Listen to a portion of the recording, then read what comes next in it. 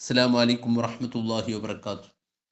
ബിസ്മില്ലാഹി വൽഹംദുലില്ലാഹ് വസ്സലാത്തു വസ്സലാമു അലൈക യാ സയ്യിദനാ യാ റസൂലല്ലാഹ് ഖുദ് ബിഐദീനാ ഖല്ലത്ത് ഹീലത്തുനാ ദിരിക്നാ വആലി കുല്ലി വസ്സഹാബത്തി അജ്മഈൻ.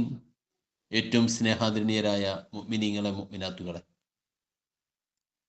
ഒരു മനുഷ്യൻ പ്രായപൂർത്തിയും ബുദ്ധിയുമുള്ള മുക്കല്ലഫായി തീർന്നാൽ രണ്ട് നിർബന്ധമായ പ്രതിജ്ഞകൾ അവന് അനിവാര്യമാണ്. അവൻ മനസ്സിൽ നിർബന്ധമായും ആ കാര്യം ഞാൻ ചെയ്യുമെന്ന് ദൃഢനിശ്ചയം ചെയ്യുന്ന പ്രതിജ്ഞ. എന്താണത്? പ്രായപൂർത്തിയാവുക എന്ന് പറയുമ്പോൾ സാധാരണയിൽ 15 വയസ്സ് കമരിയായ കണക്ക് പ്രകാരം തികഞ്ഞു കഴിഞ്ഞാൽ പ്രായപൂർത്തിയാകും. അതല്ലാതെയും പ്രത്യേകിച്ച് പെൺകുട്ടികളാകുമ്പോൾ 9 വയസ്സ് മുതൽ തന്നെ പ്രായപൂർത്തിയാകും. അത് ചന്ദ്രവർഷം. ഇത് റജബ് മുഹറമാണല്ലോ. മുഹറമാസം ഇസ്ലാമിക വർഷത്തിൻ്റെ ആദ്യമാണ്.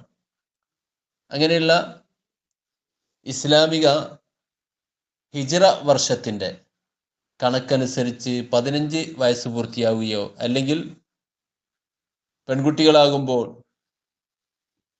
അവർക്ക് ആർത്തവ രക്തമുണ്ടാവുകയോ ചെയ്താൽ അതുകൊണ്ട് പ്രായപൂർത്തി എത്തും. ഇങ്ങനെ പ്രായപൂർത്തി എത്തിക്കഴിഞ്ഞാൽ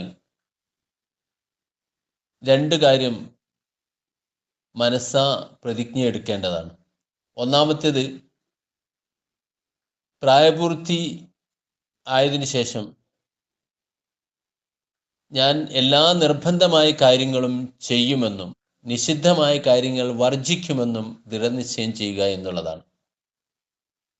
അങ്ങനെ തീരുമാനമെടുത്തിട്ടില്ലെങ്കിൽ അവൻ കുറ്റക്കാരനായിത്തീരും എന്നാണ് ഇസ്ലാമിക കർമ്മശാസ്ത്രം.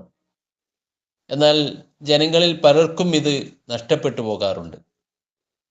അങ്ങനെ നഷ്ടപ്പെട്ടാൽ എന്തു ചെയ്യും എന്നുള്ളതാണ് പിന്നെയുള്ള ചോദ്യം.